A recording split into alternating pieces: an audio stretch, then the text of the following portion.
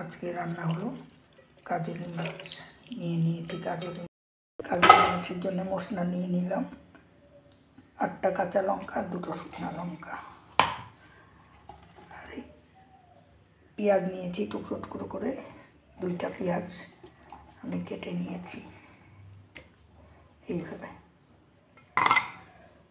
আর দিয়ে দিয়েছি 2টা টমেটো। এখন আমি মিক্সিতে পেস্ট করে নেব। কালার জন্য দিয়ে দিলাম 1 চামচ কাশ্মীরি লঙ্কা। কড়াইতে দিয়ে দিলাম সরষের তেল,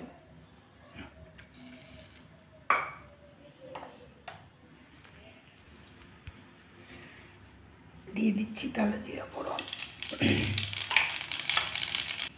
পেঁয়াজ কুচি দিয়ে দিলাম একটা, পেস্ট করে দিয়েছি। আবার এখানে একটা পেঁয়াজ আমি কুচি করে কেটে দিলাম।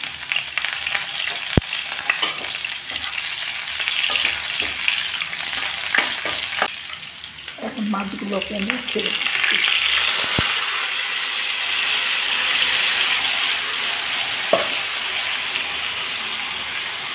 ঢাকনা না দিয়ে আমি মশলাটাকে টানিয়ে নেব।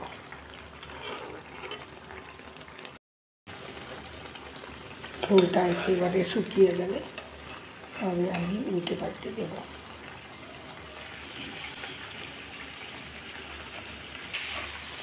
ঝোল অনেকটাই শুকিয়ে এসেছে।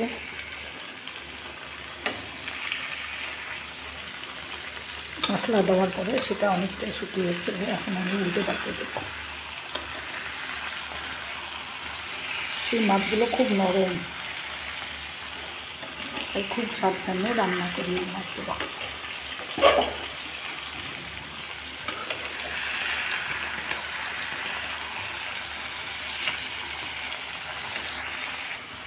উল্টে দিলাম, দিয়ে দিচ্ছি ধনেপাতা কুচি। 1 মিনিটের জন্য আমি ঢেকে দিলাম। 1 মিনিট পর ঢাকনা খুলে দিলাম। আমি এখন মাছটাকে নামিয়ে নেব।